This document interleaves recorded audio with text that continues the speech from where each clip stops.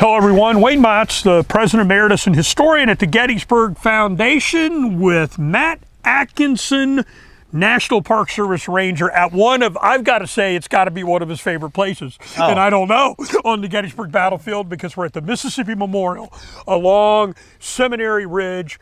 And Matt, of course, being a native of Mississippi. And we're going to do a Museum Monday out on the battlefield. And this is a segment we do connecting an object inside the Museum of the American Civil War in the Museum and Visitor Center with out here on the battlefield. And since we're with Matt at his native place, Mississippi, we picked a Mississippi item inside the Visitor Center. Matt, welcome. Thank you. I know you've got a little prelude you want to talk about before we introduce this item. So go right ahead. A couple things, talk about why the Mississippi Monument is here today and how the Bible and the soldier that they're talking about is going to come about being wounded. Of course, this is the site where the state monument is today, where William Barksdale's Mississippians charged across the field back behind the camera toward the peach orchard. Barksdale, of course, was a famous fire eater. If you don't know what that is, it's somebody that favored secession very ardently.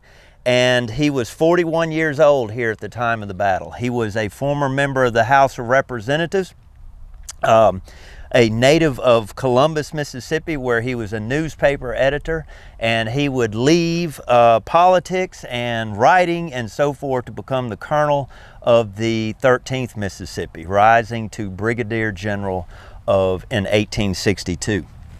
Now, what I wanted to come out here is to set up the item that Wayne's going to be talking about today and to allude a little bit to religion.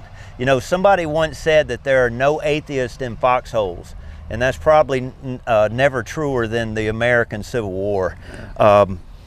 When somebody gets ready to go into impending battle, I've often wondered where their thoughts might be, where their head is, in other words. How do you ever reconcile yourself to impending either to be hurt or killed?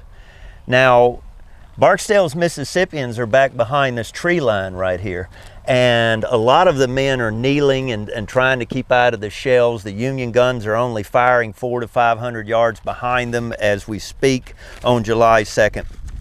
And Barksdale is back behind his men. He has probably made the decision at this time that he is going to go in mounted. And at this moment, when he is probably the most fearful, a Georgian who would have been back behind Barksdale, in other words, there would have been another row of Georgians from Wofford's brigade behind Barksdale's Mississippians. E.H. Sutton saw the following event take place right before the charge. There was a field, Sutton said, just in advance of us, and Barksdale's Mississippians were in the edge of the woods, some 40 paces to our front. I got leave of my captain to go forward to the edge of the field and reconnoiter, promising to return at once if the line was formed. When I reached the edge of the wood, Barksdale's men had formed in line in the edge of the field preparing to charge. I've been right here. General Barksdale came back to where I stood.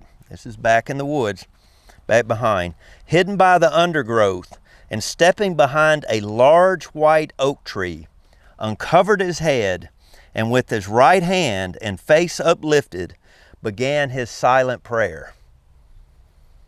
I could see his lips move, but heard no sound. Before his devotions were ended, a courier came with an order. One of his aides went to him and touched him and gave him the message. He replaced his cap, walked rapidly to his horse, mounted, and gave the order to advance.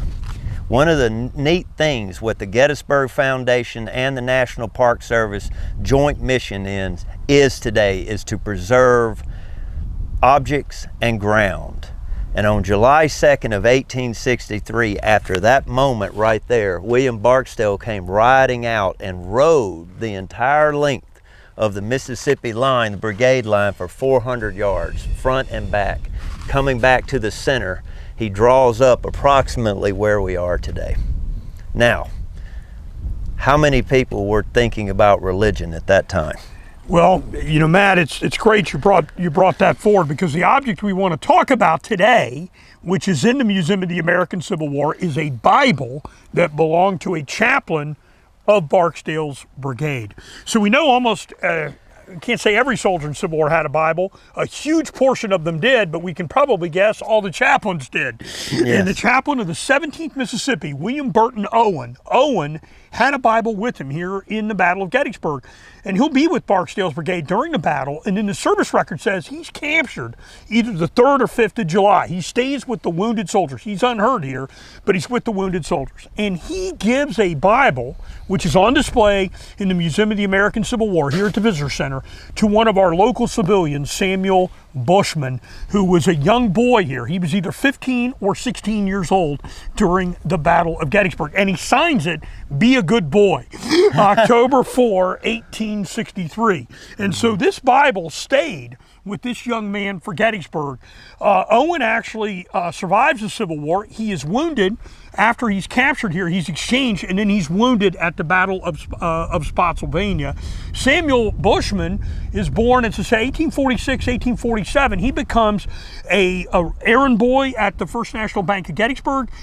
Then he becomes a teller, a cashier, and the president of the entire bank. And he dies when he's 74 years old in 1922, and he's buried in the Evergreen Cemetery. In this Bible, which is on the Gettysburg Carry On section, Gettysburg Carries On, that section in the Visitor Center is on display, inscribed from William B. Owen of the 17th Mississippi to Samuel Bushman to Gettysburg. One of those Bibles there. So part of this segment is connecting objects out here on the battlefield with objects in the museum. So Matt, thanks so much for coming out, telling us a little bit about the Mississippi troops here. Well, I hope he put it to good use, Wayne. You sure did, and we're going to ask everybody that's viewing to get into the Museum of the American Civil War and view these great 1,000 objects on permanent display there when you come and visit us.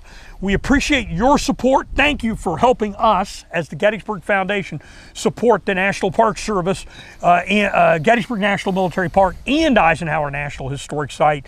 And please share, like, and follow us on all the social media channels. Matt, thanks again. Yeah, good to have you.